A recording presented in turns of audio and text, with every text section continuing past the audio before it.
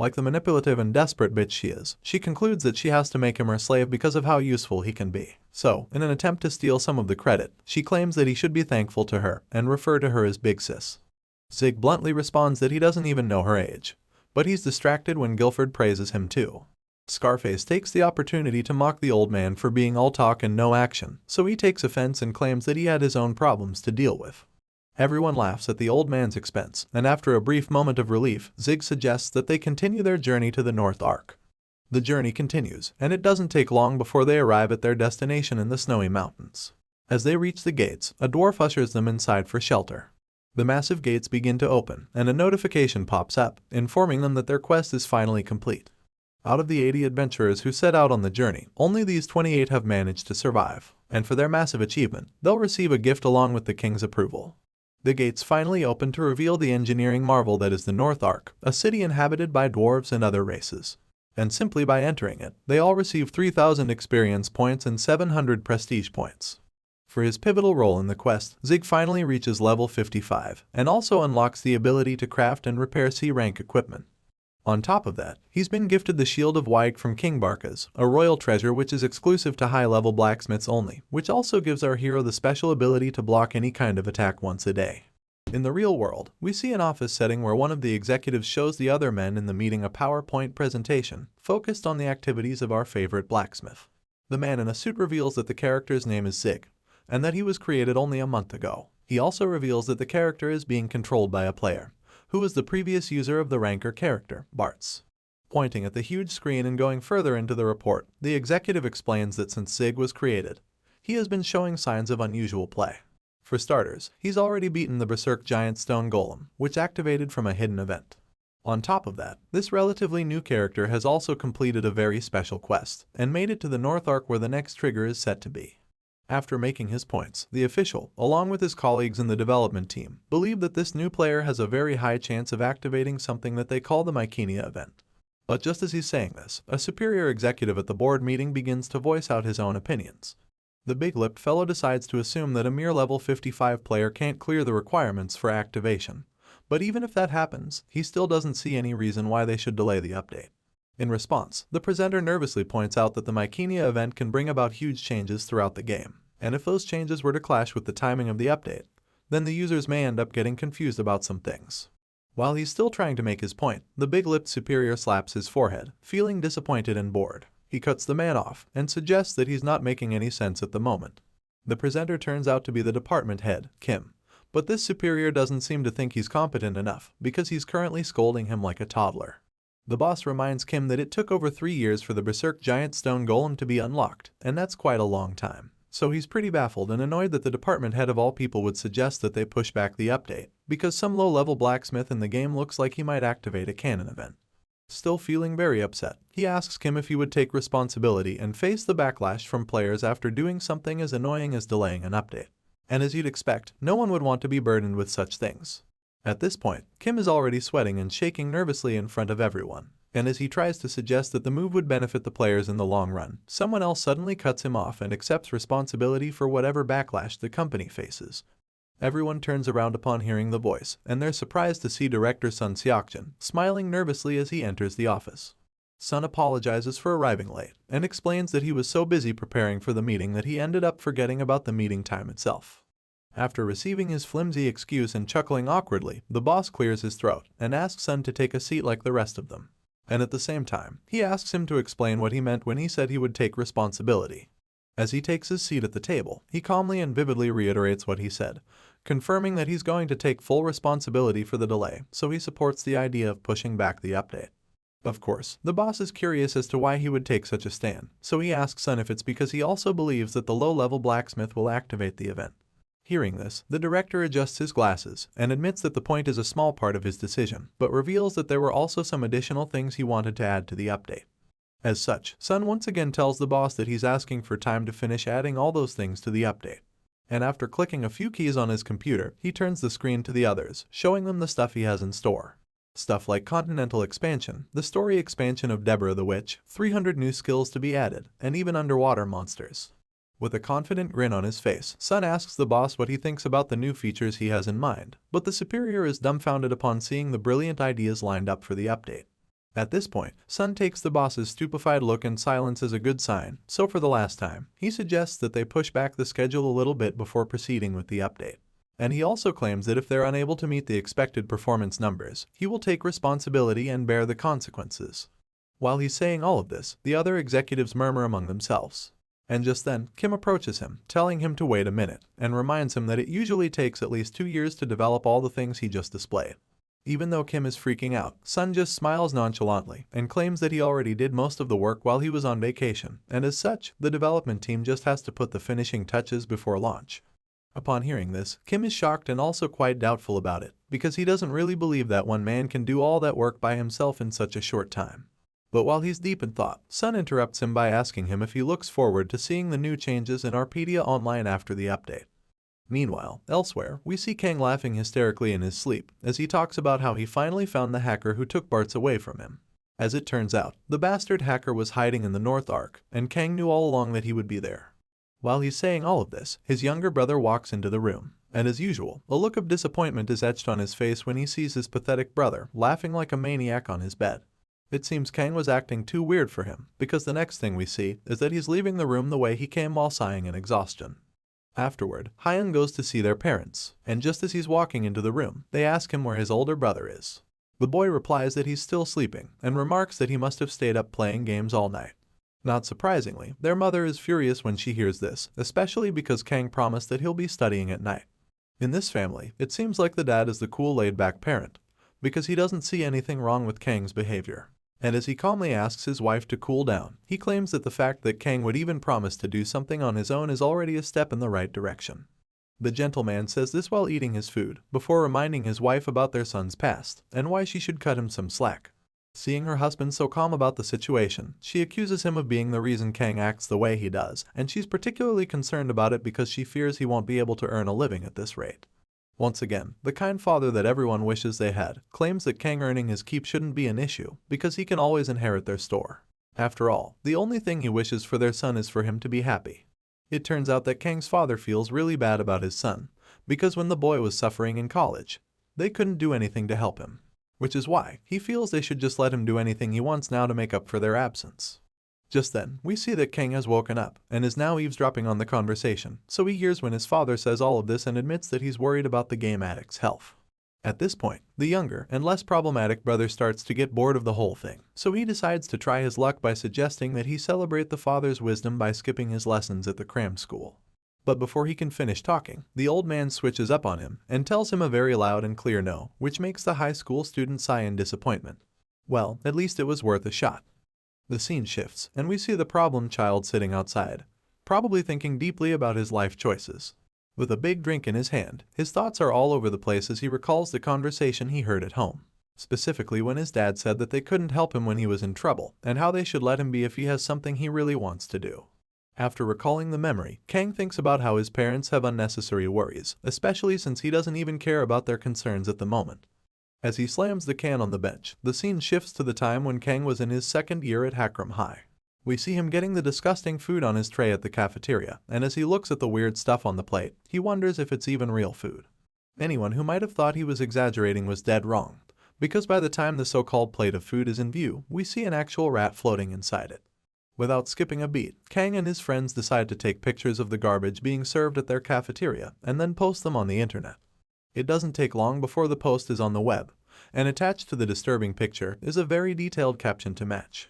But what he intended as a not-so-harmful joke ended up turning into something very serious, and Kang finds out just how much trouble he's in during the next class.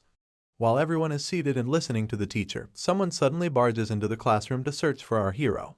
Seeing the angry student in their class, all of Kang's classmates start to whisper, and we get to know that the furious guy is Kim Pil-jung, a student who hails from Yangwon Middle School. As it turns out, Kim was famous during his middle school days, and since then, he's gotten a reputation for being really fucking crazy. The students continue to whisper, warning each other not to make eye contact with the psycho, because he has a tendency to hit people for no reason. While they're whispering, Kim walks over to a table where one of the students is sleeping, and asks the guy sitting next to him if the dozer is Kang. Of course, the terrified classmate rats him out, and so, Kim immediately pulls the gamer's head up with his hair, yelling at him to wake up. Unfortunately, it seems Kang is a really deep sleeper, because even the angry yells can't bring him back from dreamland. He keeps drooling and begins to sleep talk while trying to deny that he wasn't sleeping, because he thinks the person yelling at him is the class teacher. Seeing this, Kim loses his cool, so he lands a devastating punch on the sleeping boy's face, causing the gamer to bleed out of his nose and mouth before collapsing to the floor like a dead body. Even when Kang's head hits the floor, Kim doesn't feel remorseful or concerned. Instead, he just cracks his knuckles as he prepares to fuck up our hero. At the start of the next chapter, the scene shifts once more and we see Kang arriving home from school. Judging by the look on his mother's face, you can tell that she is horrified at the sight of her son. The shocked and worried mother tries to ask Kang what happened to his face and even wonders if he got into a fight. But rather than telling her the truth, the boy just claims that he fell down the stairs. Even though she doesn't totally believe this story, she skips the details first and asks him if he's alright. But before she can even finish talking, Kang just storms past her, not giving her any audience or attention. He keeps walking away without even saying anything, so his worried mother asks him if they're not going to the hospital. Hearing this, Kang finally turns around, revealing his messed up face one more time, before telling her that she has nothing to worry about because he's fine. As any person with eyes would have already guessed, Kang was not fine in any way whatsoever. You'd think that after one day of premium bullying, Kang would have been left off the hook, but unfortunately, his bully was just getting started with him. In fact, from that day forward, our hero's school life transformed into a living hell, because no matter how hard he tried to hide or escape, Kim would always find him to make him miserable. It happened everywhere at school, and nowhere was safe for Kang anymore, because Kim never seemed to mind the place or the people before starting the bullying. As a result of the endless humiliation and suffering, all of Kang's friends drifted away, leaving him more and more isolated and exposed for Kim to hunt him down. Things only got worse from there, because apart from being doused with the disgusting cafeteria food all the time, Kang was hit every single day. He was hit and bullied endlessly, and he still didn't know why Kim was torturing him. So one day, while he was lying at the bully's feet covered in cuts and bruises, he asked the monster why he was doing this to him in the first place. Rather than answering, or even showing a drop of sympathy, Kim and his goons pretended not to hear what he was saying, and one of them even went closer to curse at him and ask him what he's mumbling. Surprisingly, our boy suddenly summons the strength and courage to speak up, because he yells out the question again, which shocks all the bullies present. Seeing that Kang's fire isn't out yet, Kim is speechless for a brief moment before bursting into laughter like a psychopath, and calling our hero a bastard for acting all tragic. The ringleader of the bullies starts mocking Kang for what he said and for being afraid. But his twisted fun is suddenly interrupted when a voice tells the bullies to mind their behavior. Kim is alarmed by the sound of the voice, and when one of his goons turns around to see the owner, he's visibly horrified. The stranger continues talking and tells the bullies that if a friend asks a question, they're obliged to answer properly. We finally see that this brave hero, who's coming to save our own hero, is Jeong Hyunil, who just happens to be the Hakram High School Student Council president. Like everyone else, Kang looks up to see who's talking, and is surprised to see that it's Jeong Hyunil, the same guy who always takes first place in class. As it turns out, Hyunil's presence actually makes a difference, because all of a sudden, Kim backs off. The student council president acts a lot nicer, and even goes toward Kang so he can reveal why Kim has been bullying him ever since. However, we quickly realize that it's just another wicked scheme to hurt the poor kid, because all of a sudden, he tells Kang to listen up, and pulls the hair on his head with great force. Jeong Hyunil smiles wickedly and reveals that they've been hurting him because he just felt like it. The undercover bully even believes that he shouldn't really have a reason to fuck our boy up, but he just clarifies that he's been messing with him simply because he doesn't like him. The other bullies start laughing, of course, and our hero just lies on the floor, physically and emotionally scarred by their words and actions. As the flashback ends, we see Kang crushing the empty can with his hand while he's still sitting outside. He remembers the traumatizing series of events and curses Jeong Hyunil for treating him like a boxing bag along with the other bullies. Enraged and frustrated, our boy starts shadowboxing and threatens to rough all the bullies up if he ever meets them again. Because with the battle sense he learned from the game, he believes that he'll be an unstoppable force that would turn all his enemies into mincemeat. Out of the blue, a napkin flies at his face and just sticks there, covering his eyesight. Our boy struggles to get it off and staggers because he can't see what's in front of him. With his obstructed eyesight, he staggers all over the place until he seems to bump into a big guy with tattoos on his arms. Of course, Kang is the one who falls flat on his butt because he's smaller, and as he winces like a girl, the big guy with an accent tells Kang to apologize because it's the normal thing to do after bumping into someone on the road. While rubbing his head in pain, our boy accepts that he's at fault, so he looks up at the big guy and tries to apologize, but when he sees the person's face, the sentence hangs in his throat. Kang immediately recognizes this tall figure as his tormentor from high school, and he's none other than Kim Pil-joon. The bully stares down at him with a tired expression, revealing that he's very busy and has somewhere to be. In other words, he wants Kim to quickly apologize to him so he can get going. However, our stunned hero just keeps staring at him after the unexpected discovery, so the apology is the last thing on his mind. He's still sitting on the ground though, and the bastard still wants his apology. So, like the never-changing bully that he is, he kicks Kang's feet, asking him why he stopped talking, and if he's not going to apologize anymore. Seeing the face of his oppressor again strikes fear into Kang's body, and he even becomes speechless for a while, not being able to do anything but stare in bewilderment. At this point, the scumbag bully gets impatient and upset, so he grabs Kang by the shirt and lifts him off the ground. Kim holds our boy up with one hand, and angrily asks him if he can no longer hear what he's saying. Our terrified hero still doesn't say a word, but rather, he just keeps staring at the bully in shock and terror, wondering why Kim Pil-jun of all people is here. Just when the bully is probably about to start pummeling our boy, something unexpected happens. Kim's phone immediately starts ringing, so he lets go of Kang, calling him a lucky bastard as he checks his phone. Once again, the rude bully drips our hero on his butt, and as he takes his call while walking away, he tells Kang to be more careful in the future. Before he leaves the scene, our boy hears Kim telling someone over the phone that he's on his way. And hearing this, Kang becomes even more stressed out than earlier. The scene shifts, and elsewhere, we see Kim asking an unknown man who's wearing a turtleneck if he's increasing the amount of his bribes. And the latter confirms this, explaining that it would happen pretty soon because the topic will come up during one of the meetings. As it turns out, these guys are also players of the popular fantasy game, Arpedia Online.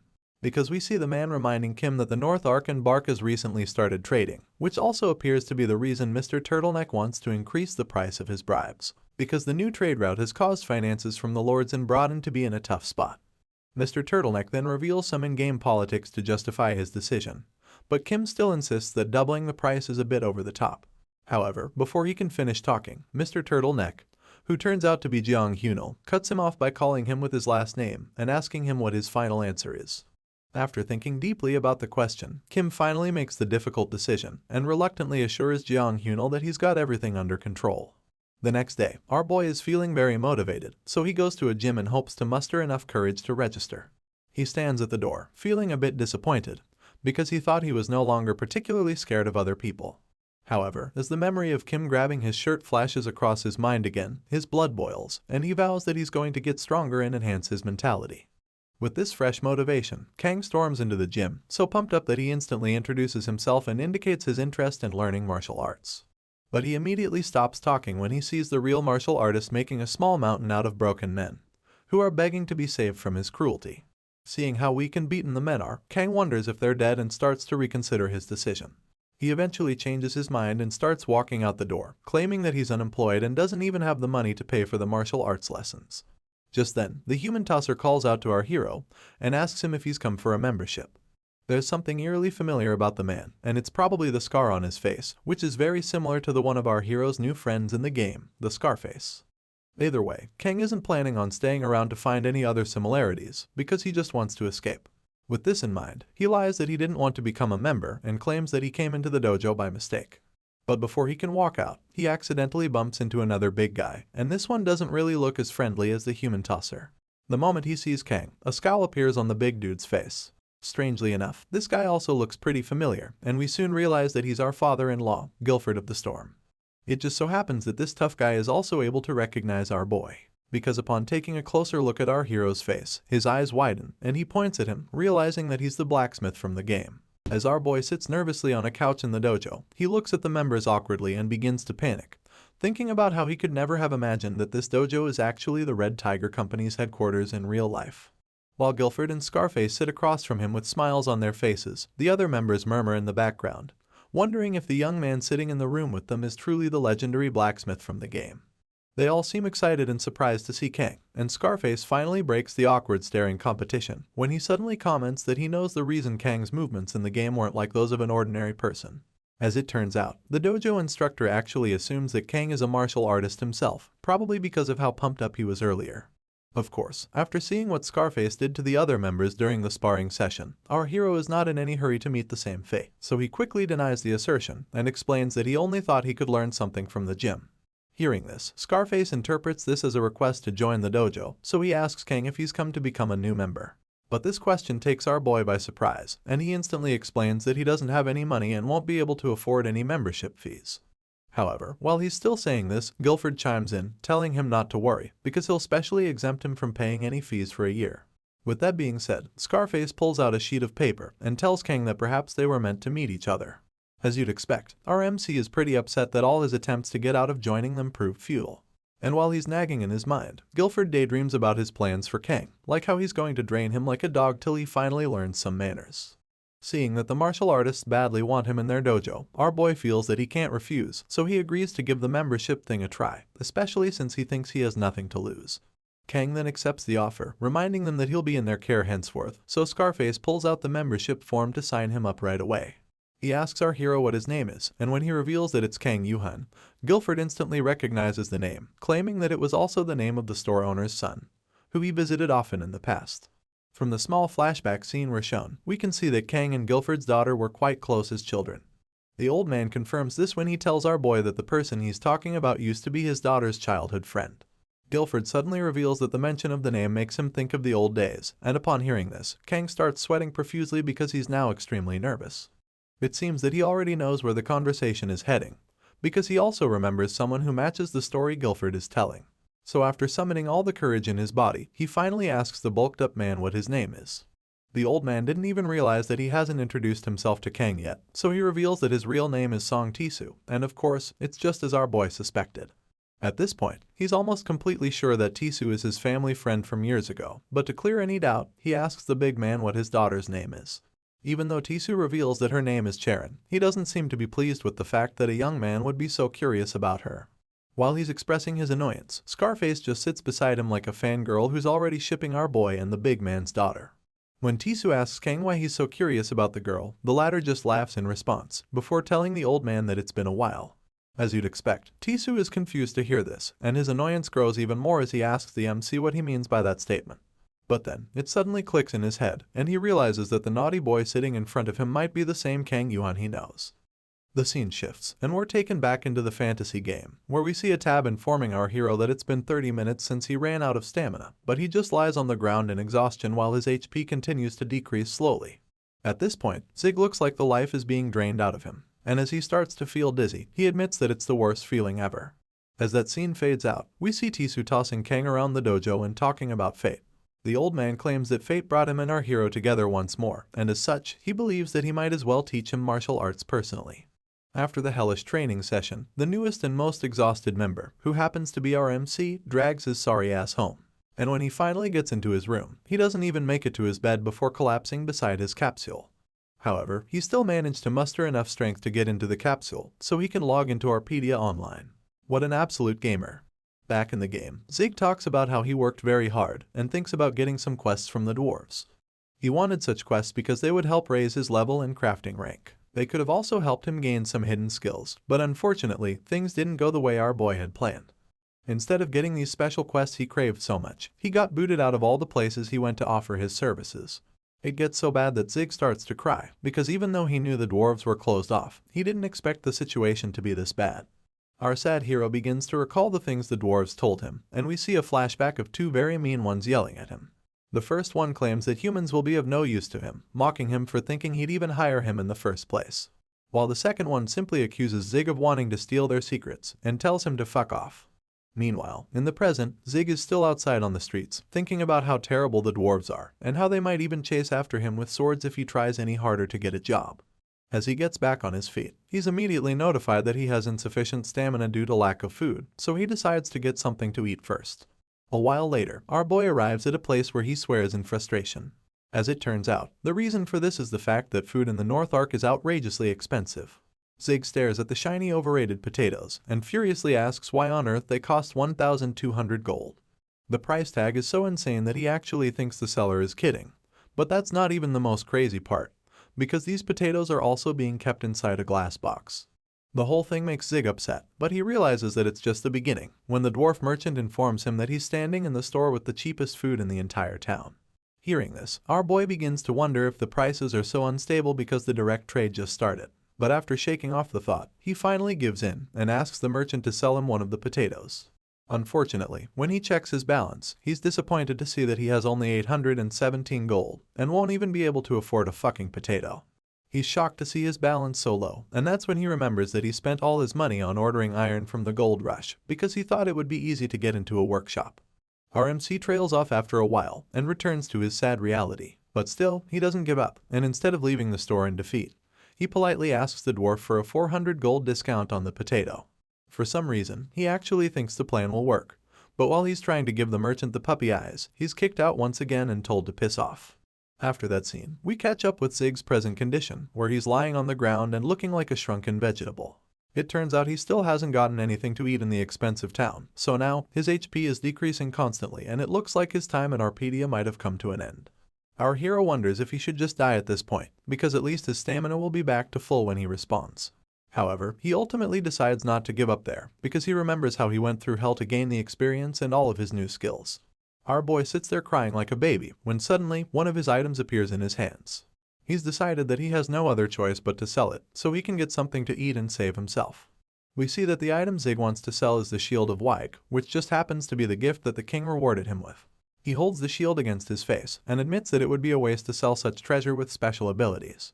However, he feels like he has no choice, and since it's an epic rank item, he claims that it would take a while before he will even be able to use it. In conclusion, there's no point keeping it when it's almost impossible to make any money from work in the town.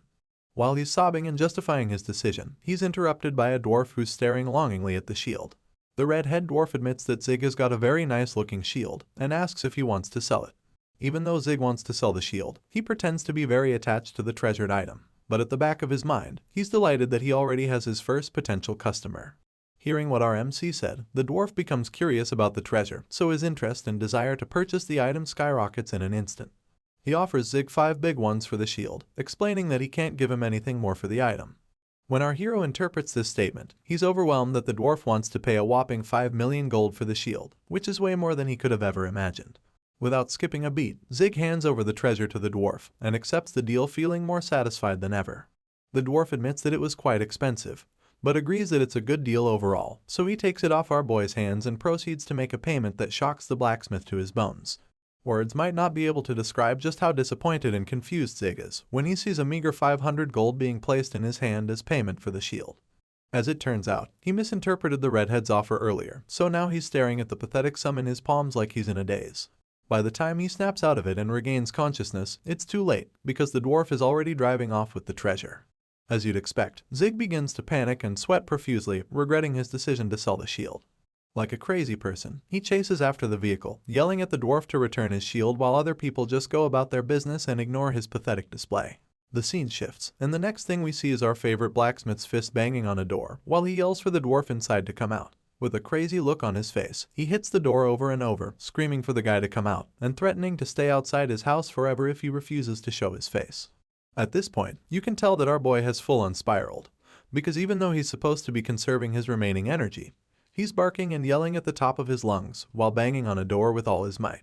While Zig is making a scene outside the house, something very tragic is happening inside, because when the scene shifts into the house, we see that the dwarf is already breaking the shield into several pieces. If you think Zig is pissed now, just wait till he sees what has become of his treasure. The dwarf finally finishes his work, and we see that he's done extracting the last jewel that was on the shield. But the only problem he thinks he has now is whether the jewels will match the wavelength of something else that he's building. Outside the house, it appears that our boy finally makes the rational decision and gets something to eat. He munches on the food like an animal with crumbs all over his face, but we can't really blame him since it's the first thing he's had to eat in a long time. While he eats the food like a maniac, he thinks about the bastard dwarf who bought the shield and vows that he's not going to give up that easily. In fact, Zig decides that he's even willing to become a murderer to get the shield back, and so he's desperately waiting outside for the dwarf to show himself. From the huge rock he is hiding behind, he hears someone tell another person to stop pushing him, and when our boy comes out to take a peek, he sees that the people talking are 3 young fat dwarf kids. Zig watches them quietly as they stand in front of a house, preparing to do something. He's curious to find out what they're talking about, because he hears one of the boys saying he's ready, while the girl among them assures them that she's in top shape. Our MC watches the dwarves closely as they stand in front of the wall with their buckets in hand, and then all of a sudden, they begin their objective, which turns out to be some pretty vulgar graffiti. The kids write stuff like poop, moron, butthole, and other crazy things with their paintbrushes. And when Zig realizes that they're just scribbling on the walls, it triggers something inside of him. He knows that scribbling is one of the basic things that children do, but for some reason, he doesn't like it. So while the kids are painting the shit out of the wall and having fun, the pissed blacksmith walks up to them from behind to cut the fun short. Our boy interrupts them, and as expected, the guilty dwarves turn around and immediately start denying, when clearly they were painting the walls. The brushes are even still in their hands while they're denying, but Zig doesn't even seem to care. He snatches a brush from one of them and tells them that what they've been doing isn't the right way to scribble something on a wall, and then he tells them that if they're going to do something like that, then they should at least do it the right way. Our boy is still saying this when a wide, mischievous grin appears on his face, because he's about to indulge in some very childish shenanigans. The next thing we see is the blacksmith lifting the paint-soaked brush into the air to show that he means business. While Zig is busy distracting himself with that, we see the dwarf inside, holding a big bag of jewels that he's examining. After taking a close look at the jewels, he confirms his earlier fears, and reveals that just as he thought, the magic power wavelength in his old jewels and the ones from the shield doesn't match. The dwarf is pretty disappointed, because he feels like he bought the shield at a high price for nothing. But he ultimately accepts his fate, since he can't change what has already happened, before starting to wonder if he'd have to go to the Ice Palace after all. Even though the thought crosses his mind, he admits that he's not too keen on fighting, because he feels that it's too barbaric. He burdens himself with these thoughts and worries as he climbs the stairs back up with his sack of disappointing jewels. The dwarf continues to ponder on the way forward, and admits that it would be nice to see someone do the fighting in his stead, because he's not a fan of violence. Still feeling very bummed out, the dwarf goes upstairs and finally comes out of his house. That's when Zig sees him and is instantly reminded of his vendetta.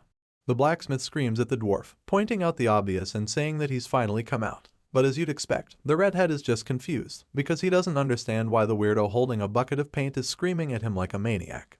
Before the dwarf can even figure out what's going on, the angry blacksmith charges at him and grabs him by the shirt, demanding that he give him back his shield. He calls the short man a jerk and starts shedding tears as he expresses his frustration about the whole matter, because he doesn't understand why the dwarf could take such a rare treasure from him and pay only 500 gold when he went through hell to acquire it. Our boy is extremely pissed that the dwarf had the nerve to give him only 500 gold, and on top of that, he said big ones, which the blacksmith interpreted as 1,000,000, because that's the normal way things go when it comes to trade in Arpedia Online. Rather than snapping at him or feeling frightened, the short man just stares at our hero with a blank expression the whole time. Even while Zig is holding him in the air and screaming at him, he just stays completely silent, looking very bored. The blacksmith notices this and immediately becomes irritated by the dwarf's nonchalant behavior, so he just yells at him again, asking him if he's even listening to his rants. But once again, the short man doesn't say a word and continues to stare back. After being infuriatingly silent for a while, the dwarf finally speaks out, but the first thing he says has nothing to do with the shield, because he's more interested in finding out who vandalized his property with paint. He asks the blacksmith if he is the one who painted on his wall, so Zig reveals that he is, feeling flattered that the man asked about his artworks. But then he suddenly switches back into angry mode, and tells the dwarf that the awful paintings are nothing compared to the pain he's already caused him by taking his shield away for an insulting price. At this point, he's still holding the short man by the collar to show just how furious he is. Imagine what he would do when he finds out that the shield he's been screaming for has already been destroyed into pieces. As Zig continues to yell and rant, the dwarf just ignores him and pays close attention to the paintings all over the wall. He scrutinizes the artwork and notices that they're giving off an aesthetic sense that seems to have stopped at the age of 5.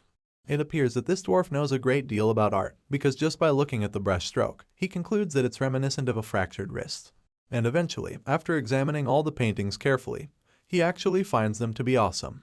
Our boy is too busy ranting to notice that the dwarf is also scrutinizing his looks now, and as he does so, he notices Zig's clothing, deducing that he must be a human blacksmith. Seeing this, the short man is delighted because he feels like there couldn't have been a more perfect time for him to meet a human blacksmith that would finally help him achieve the thing he's been longing for. Our boy finally notices that the dwarf zoned out a long time ago, so he calls his attention again and asks him to return the shield of Wyke. Because of Zig's little display, the 3 dwarf kids who started the whole graffiti fest easily sneak out of there and escape without any punishment. Meanwhile, the dwarf finally acknowledges our hero's presence and promises to give the shield back after telling the blacksmith to get his human hands off him.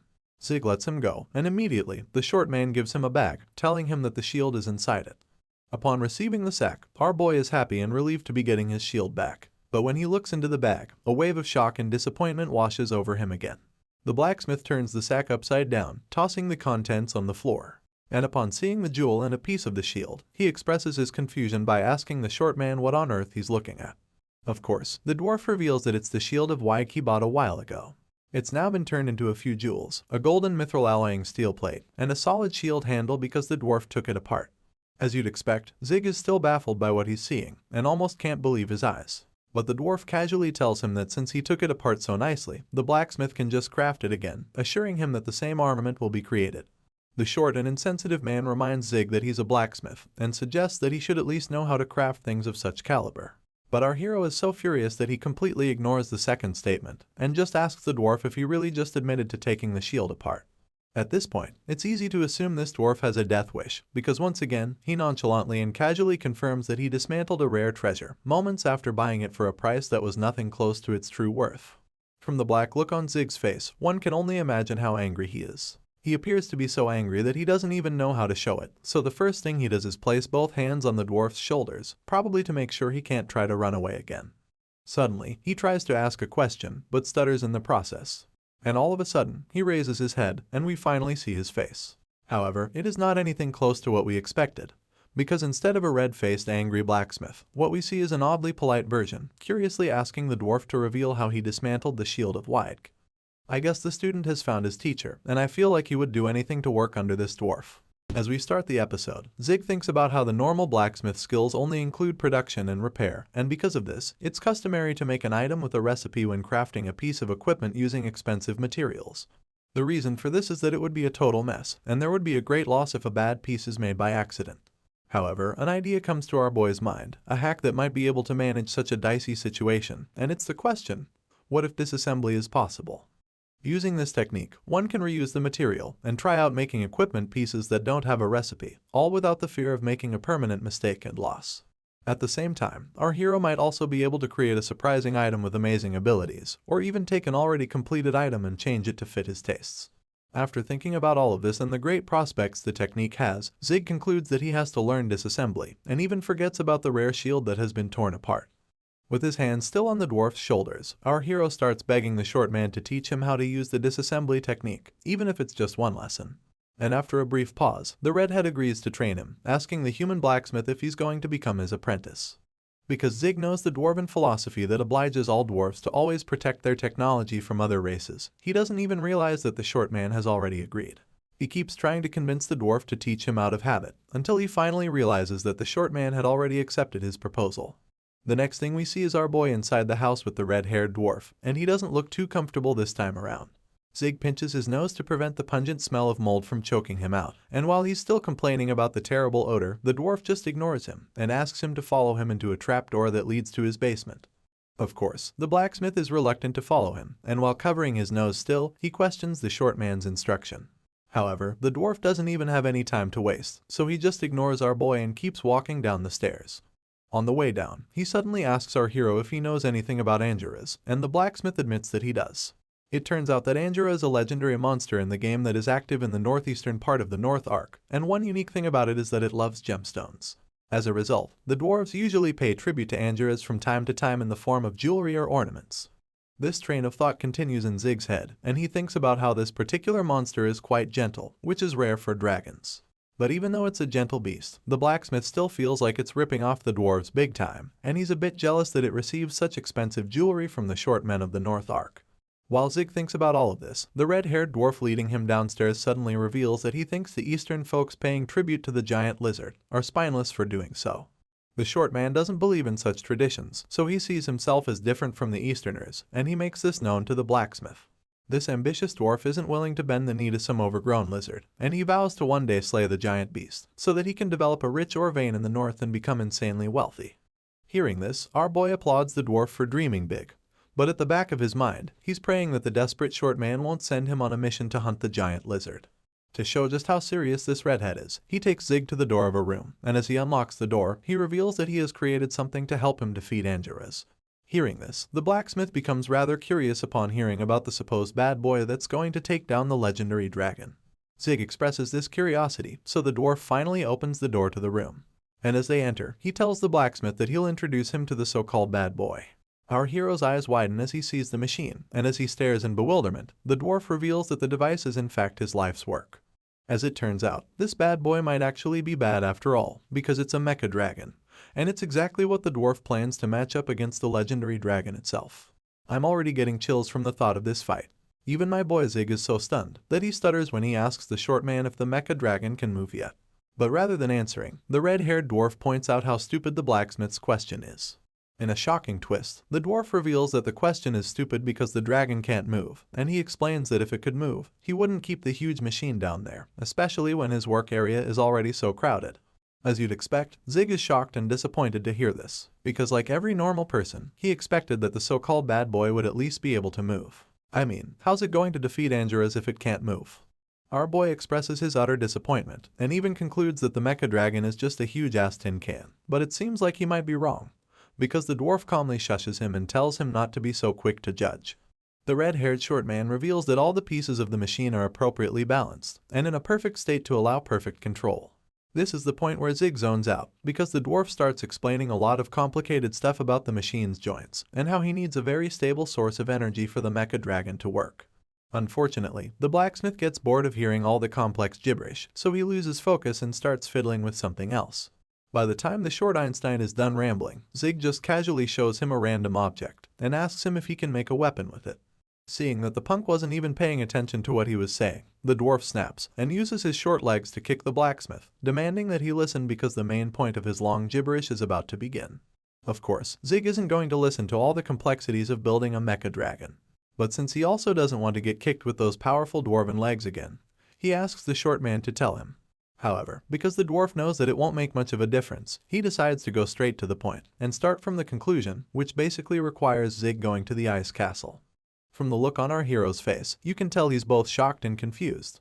I bet he wouldn't want to go either, but there's a very high chance he might not even have a choice. Meanwhile, the scene shifts, and we're taken directly to the ice castle in question. Just as the name implies, it's a massive castle made completely of ice, and surrounded by nothing but snow. Apart from the sheer size of the structure, there's another interesting feature at the place, and it's the huge balls of fire being blasted around the castle. We quickly find out that the reason for this little fiery display is a powerful fire user, who's currently blasting several mob monsters around the castle. We also find out that the guy isn't a sole operator, because the next thing we see is that he's assisted on the battlefield with the familiar blue-themed arrow attack. Yep, that's right, the shooter he's working with is none other than Archer Sia, who appears to be finally done with her exams. After unleashing the powerful attacks, she calls out to the guy to ask him if he's okay, and the man assures her he's fine thanks to her help. As the fire mage and the archer get ready for round 2 of the battle, the man concludes that the places they're currently in must really be Deborah's next dungeon. Just as the rumors said. Sia seems to agree with him, because all the monsters they're facing at the moment are all familiar. All of a sudden, a voice yells out to execute a move called Saint Ray, and a thunderbolt almost hits the pair. But thankfully, they jump out in time, and as they do, the mage yells at someone named Iron, asking her what on earth she's doing. The culprit responsible for the blast is revealed to be a very immature-looking girl holding a staff, and playfully admitting that she made a mistake. Despite her not-so-convincing confession, the man doesn't believe her. Instead, he accuses her of blasting them on purpose. But while he's still calling her a liar, she cuts him off and changes the topic by suddenly asking him why he thinks a new dungeon would suddenly appear when a patch for the new one hadn't come out yet. The mage is immediately puzzled by the thought, and admits that the question Iron asked is one that has been going around among different users in the game. He admits that there are several theories to explain this, but he also suspects that the reason for the mystery is that someone cleared away the conditions that appeared 2 weeks ago. Hearing this theory, Iron becomes less worried and laughs off her concerns. Meanwhile, Sia watches and listens to the two. She begins to think that judging from the mage's theory, the problem started 2 weeks ago after she and Zig cleared out the first Deborah's dungeon. The moment Sia thinks about the dungeon quest, it suddenly hits her, and she remembers that she hasn't contacted the blacksmith ever since, even though she added him on Messenger and promised to meet up with him again. The archer claims that she was so busy trying to level up, that she forgot to contact him completely. While she's still talking, another player suddenly appears, wearing armor and covered in blood. Her attention switches to the new guy named Loki, and she asks him why he's in such a messed up state. While she's berating him, the mage chimes in, asking Loki if he was just tanking and wasting time. He promises to heal him immediately. However, the exhausted-looking fellow quietly points to the side at a figure, standing within the fog. Every one of them becomes alarmed, and as the mage wonders if it's a monster, Iron just yells for Sia to get ready to shoot. And of course, the skilled archer agrees, so she quickly pulls out her bow and arrow to aim at the potential enemy. But because there's so much mist, it's hard for her to see. She patiently waits for the person to come a little closer so she can lock on properly, and as the figure comes closer, we see that it's Zig. And when Sia notices this too, her eyes pop out in shock. While she's dealing with the unexpected discovery, our boy struggles to see anything from within the mist, and he also starts to wonder why there's so much of it. But then, the stuff finally clears, and he also sees the archer who's still aiming at him with her bow. As you'd expect, he's shocked to see her there, and even more surprised that she's currently pointing her weapon at him. He calls out to her, and the girl does the same, still feeling a bit uncertain that it's actually him. But either way, she asks the blacksmith what he's doing at the ice castle.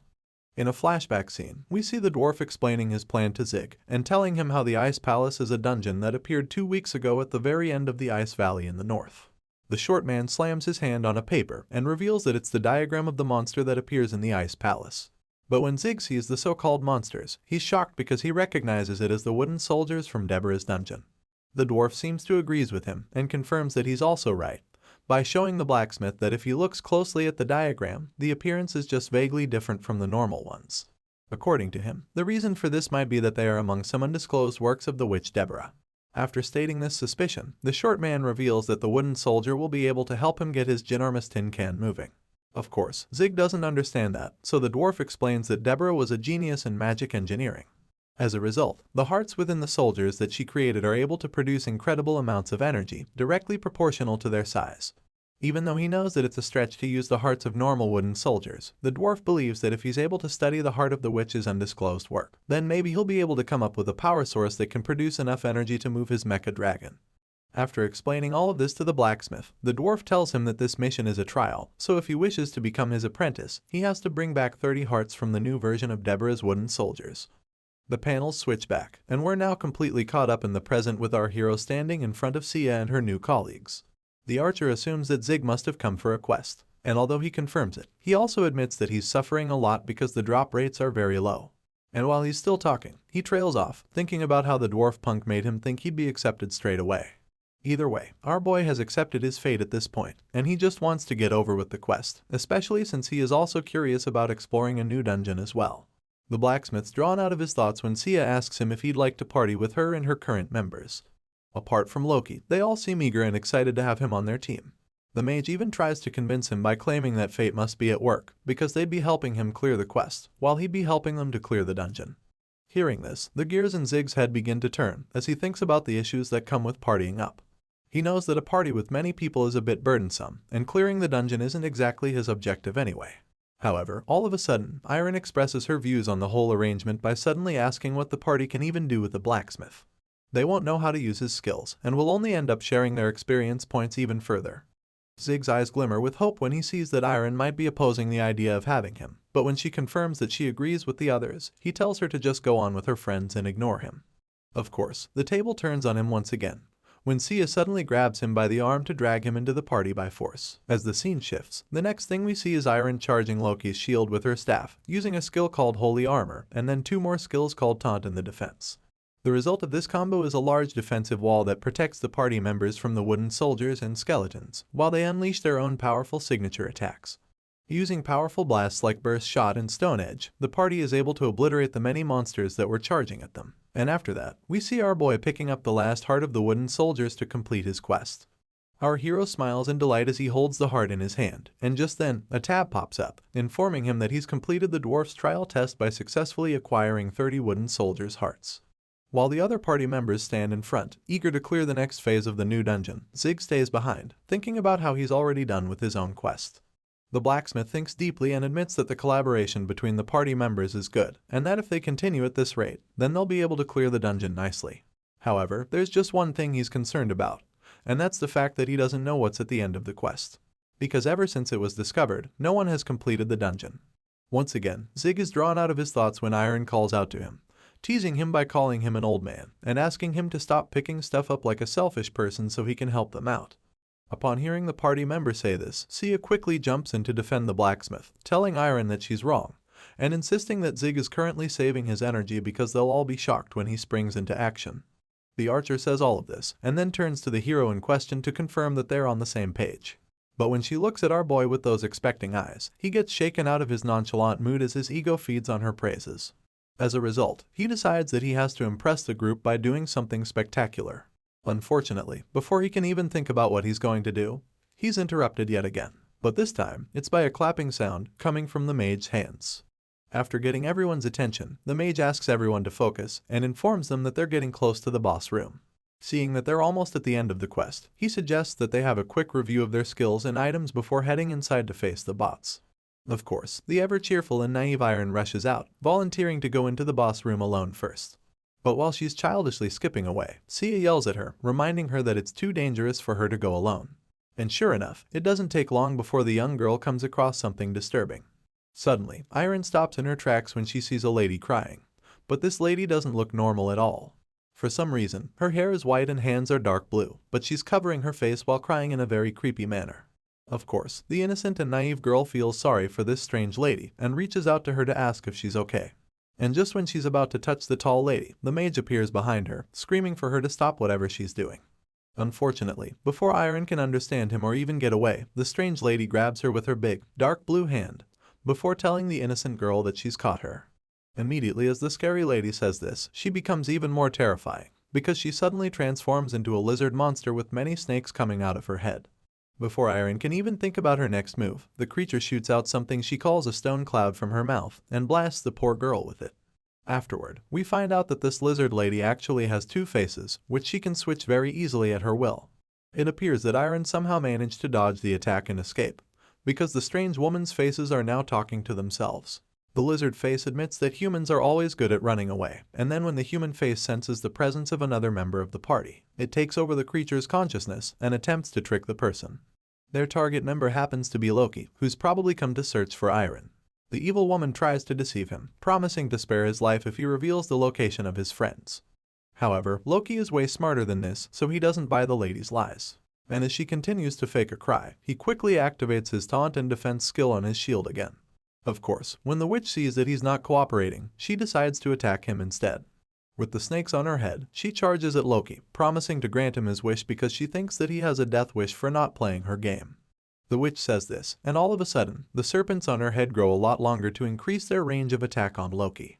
But before we can see the showdown that follows, the scene switches back to Iron, who's currently panting and gasping for air, with the archer and the mage comforting her. As the terrified girl shares her experience and asks what the creature was, Sia just laughs, because she finds her shock amusing. On the other hand, the mage kindly informs her that she just came across a Medusa, a creature that is infamous in Arpedia for being the most uncomfortable monster to face. He then goes on, revealing that there were rumors on the community board about the Ice Palace boss being a Medusa, but he wasn't sure of the information so he kept it to himself. Of course, he now regrets his decision because they almost lost a member of their party. As the mage apologizes, Iron tells him that it wasn't his fault. She takes the blame, recalling that she was the one who went off bounding on her own after all, and she sobs even more as she reveals that her carelessness is the reason why Zig is now turned to stone. It turns out that the naive girl survived because Zig pushed her out of the way or something, because now he's been petrified in her stead and won't be able to move for the next 10 minutes.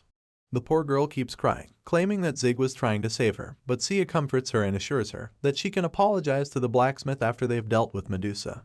So hearing these words from her big sis, Iron finally pulls herself together and promises to do her best. Either way, Sia points out that the situation is still tricky because she doesn't even know how they'll deal with a monster that uses petrification attacks. But while she's saying this, the mage interrupts her to assure that she won't have to worry about that, because he brought a very useful item just in case.